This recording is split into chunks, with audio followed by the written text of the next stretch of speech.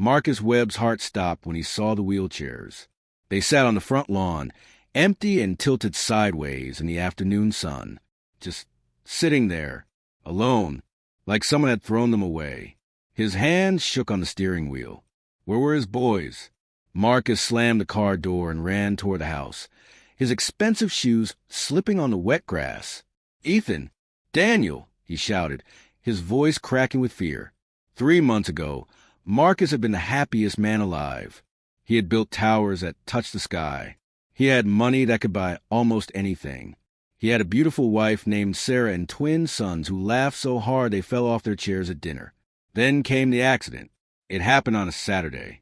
Sarah was driving the boys home from soccer practice when a truck ran a red light. The crash was so loud that people 3 blocks away heard it.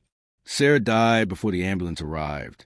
Ethan and Daniel survived, but their legs stopped working. The doctors used big words Marcus didn't want to understand.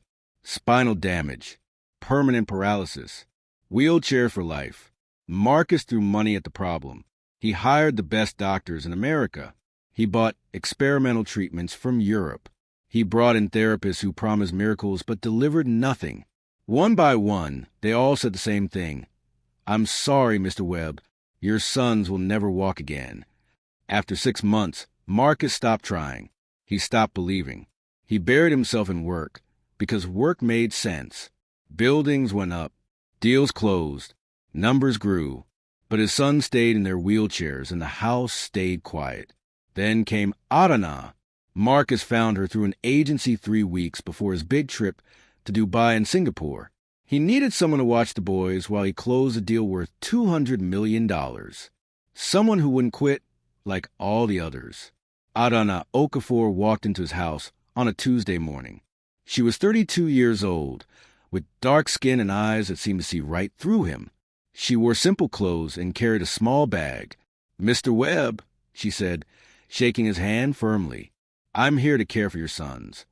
"They're in the living room," Marcus said, barely looking at her. "They need help with everything. Eating, bathing, getting dressed. The wheelchairs are—" "I know about wheelchairs," Adana interrupted gently. "I worked in Lagos with children who survived polio. I studied physical therapy in London. I know what I'm doing." Marcus nodded. He didn't care about her resume. He just needed someone reliable for 3 weeks. He took her to meet the boys. Ethan and Daniel sat in their wheelchairs in front of the television, watching cartoons with blank faces. They used to wrestle and race and climb trees. Now they just sat. They were 10 years old, but looked tired like old men. "Boys, this is Miss Adana," Marcus said. "She'll take care of you while I'm gone." Ethan didn't look up. "Okay." Daniel said nothing. Adana knelt down between their wheelchairs. "Hello, Ethan." "Hello, Daniel. I'm very happy to meet you." "Whatever," Ethan mumbled. Marcus felt embarrassed. They're not usually rude. It's been hard. "I understand hard," Adana said softly. She looked at the boys with such warmth that Marcus felt something twist in his chest. "We're going to be good friends, I think." The boys said nothing. Marcus showed Adana the kitchen, the bathrooms, where the emergency numbers were posted. He spoke quickly, checking his watch. His flight left in 4 hours. "They eat at 6, he said. "Bedtime is 8. The physical therapist comes on Wednesdays, but honestly, it doesn't help much. The doctors say—" "What do you say, Mr. Webb?" Adana asked. Marcus stopped. No one had asked him that before. I say my boys are broken and I can't fix them. I say money can't buy them new legs. I say I'm tired of hoping." Adana looked at him for a long moment. "Then it's good I still have hope. You go on your trip, Mr. Webb. Close your deals. When you come back, things will be different." Marcus almost laughed. Different? Nothing had been different in 6 months. Why would 3 weeks change anything? But he didn't argue. He just nodded, grabbed his suitcase, and left. On the plane to Dubai, Marcus tried to forget about the sadness in his house. He focused on contracts and meetings and buildings that would make him even richer. He called home twice in 3 weeks. Both times, Adana answered and said, "The boys are fine, Mr. Webb. Everything is fine. Fine. That word meant nothing had changed. Then the Singapore deal fell apart. The investors backed out at the last minute.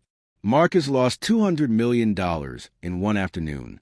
He was so angry he threw his phone across the hotel room. He booked the first flight home.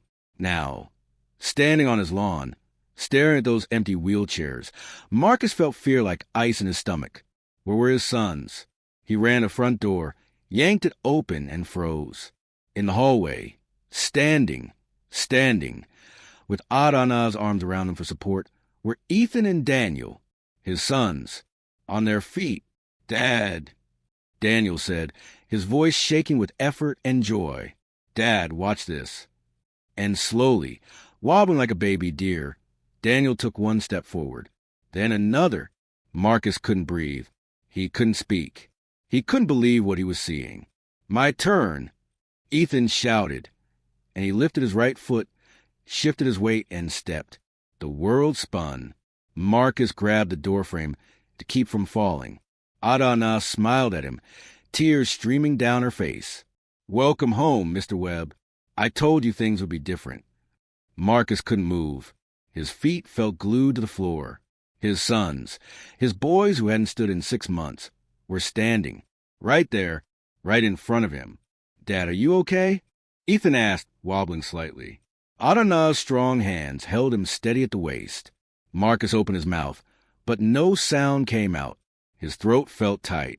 His eyes burned with tears he'd been holding back for half a year. I don't understand," he finally whispered. Daniel grinned, that same mischievous grin he used to have before the accident. "We've been practicing, Dad, every single day. Watch." Before Marcus could say anything, Daniel shifted his weight forward.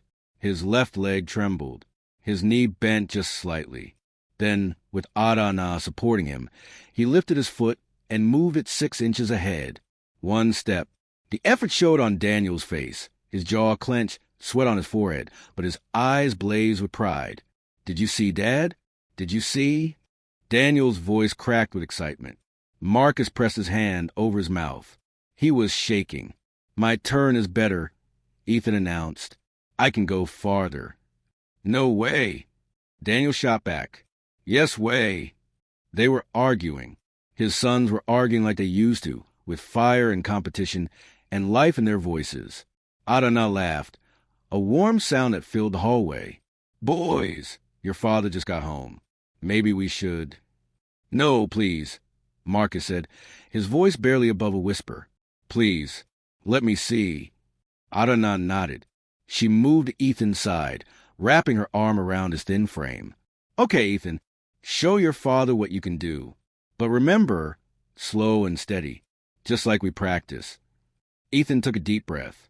Marcus could see his son's whole body concentrating. Shoulders tight, fingers curled into fists, face scrunched with determination. Then Ethan moved. His right foot lifted, slid forward. Touchdown. His left foot followed, dragging slightly but moving.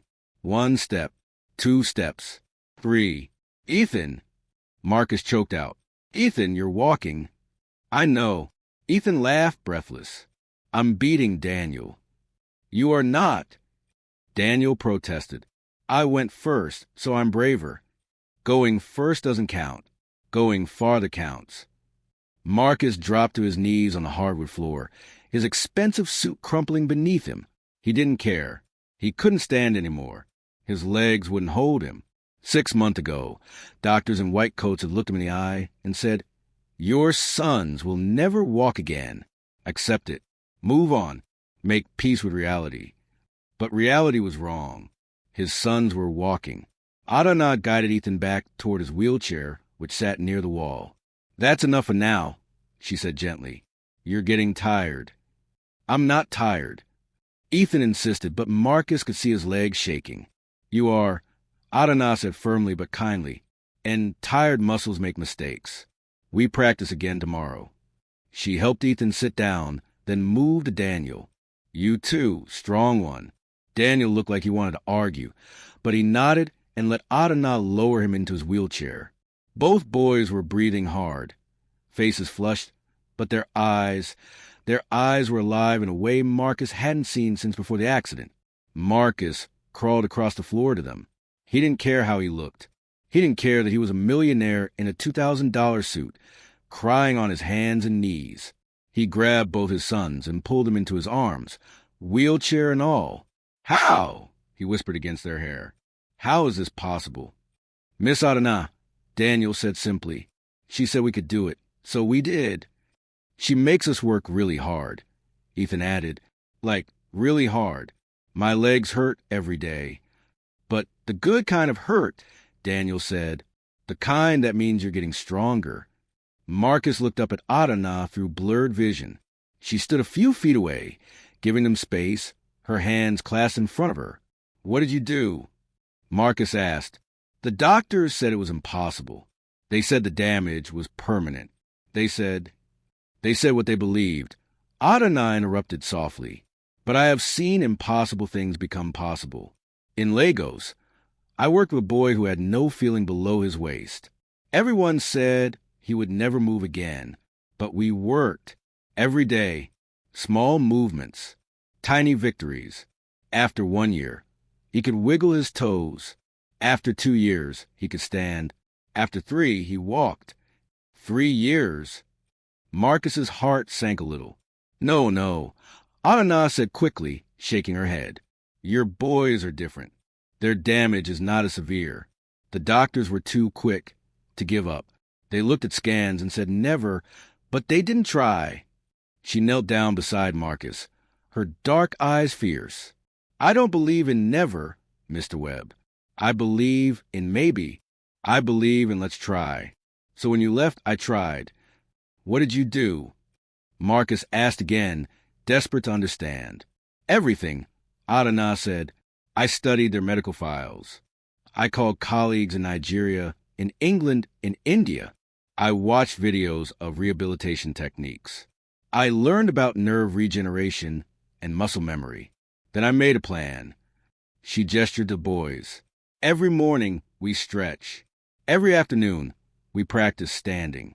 Every evening we try stepping. I massage their legs to wake up sleeping muscles. I make them do exercises that hurt, not to be cruel, but because pain means the nerves are talking to the brain again." "It really does hurt," Ethan confirmed. "But Miss Adana gives us ice cream after, so it's okay."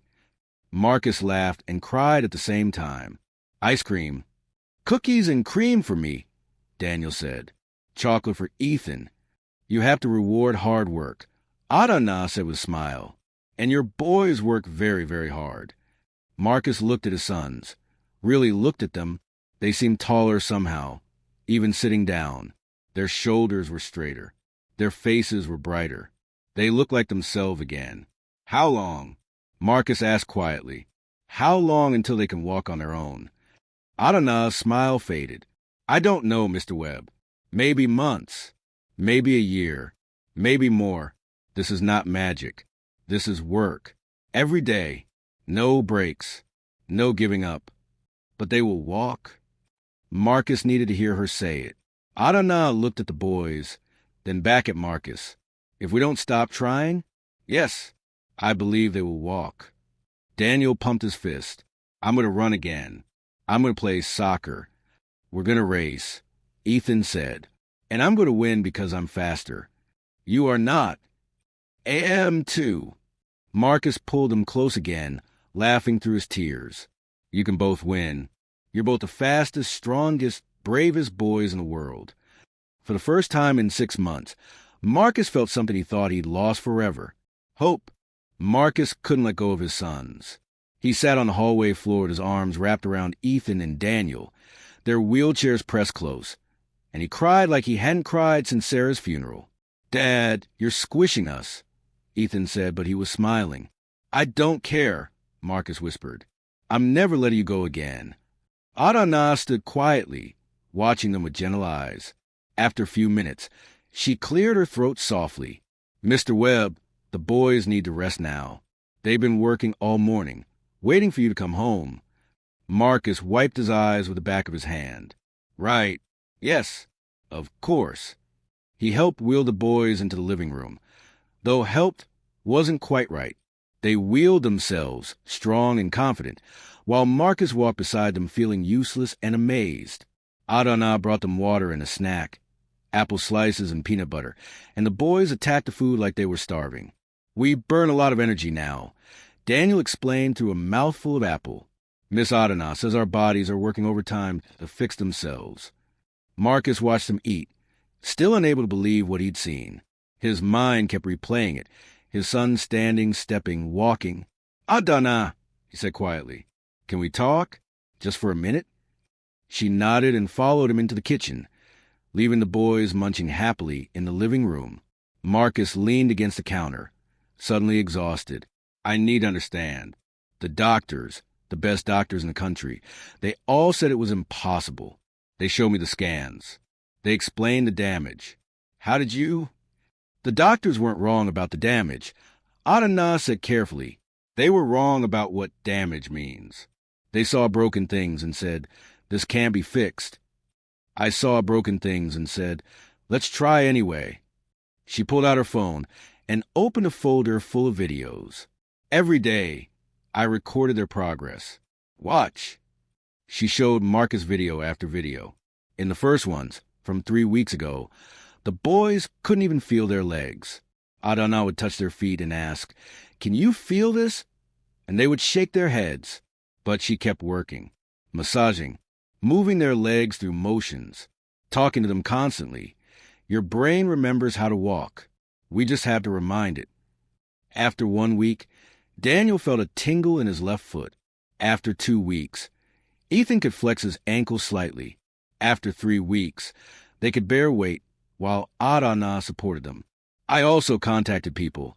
Adana continued, scrolling through her phone. A doctor in Mumbai who specializes in spinal rehabilitation.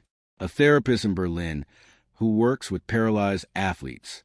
A researcher in Nairobi studying nerve regeneration. I sent them the boys' medical files.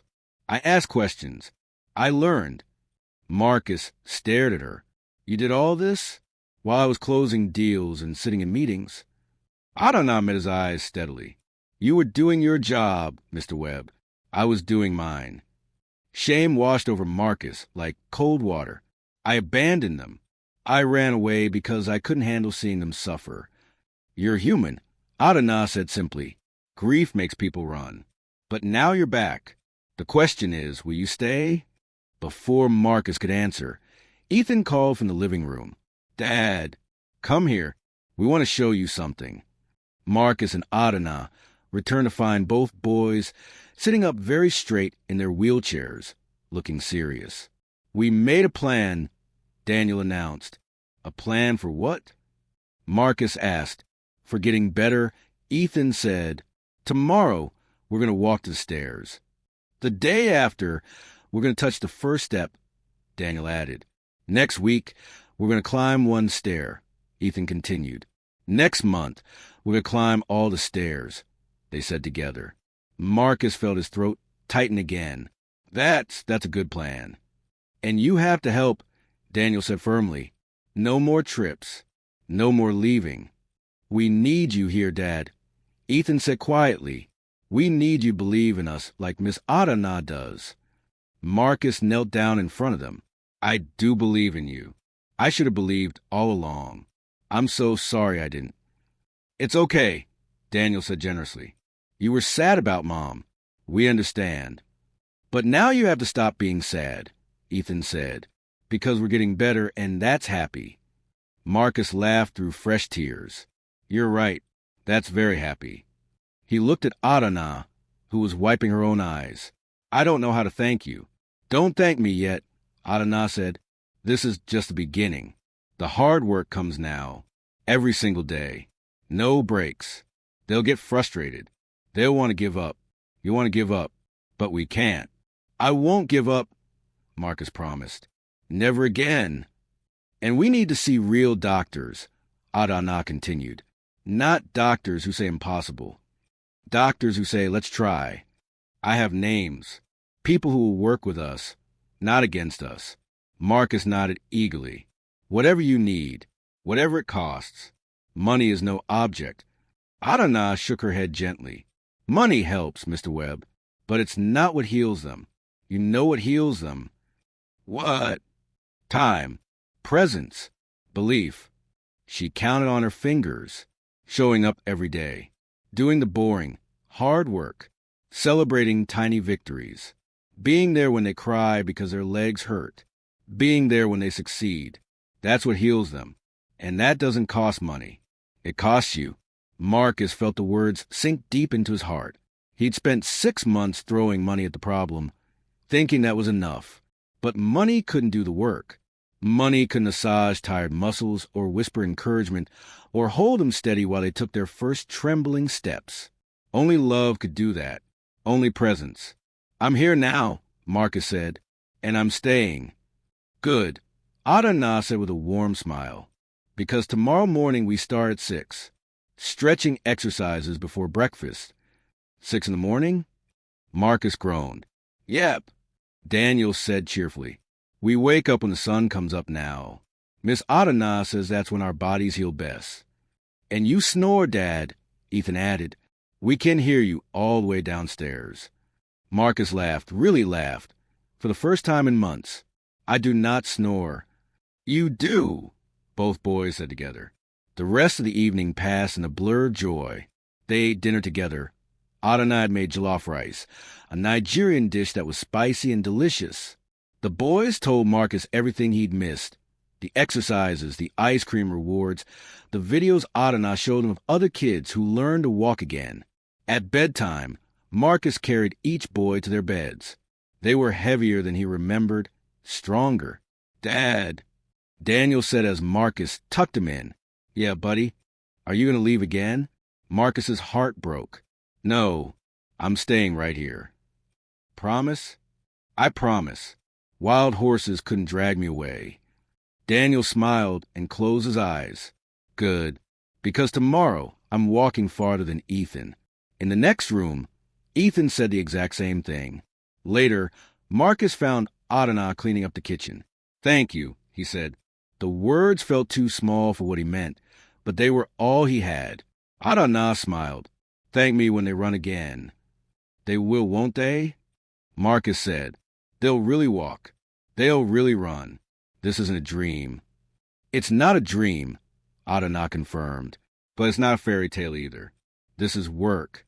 Real, hard, daily work. Some days will be good. Some days will be terrible. But if we keep trying, if we never give up, then yes, they'll walk. They'll run. They'll climb those stairs. Marcus looked toward the staircase in the hallway. 16 steps. He'd walked up and down them 1,000 times without thinking.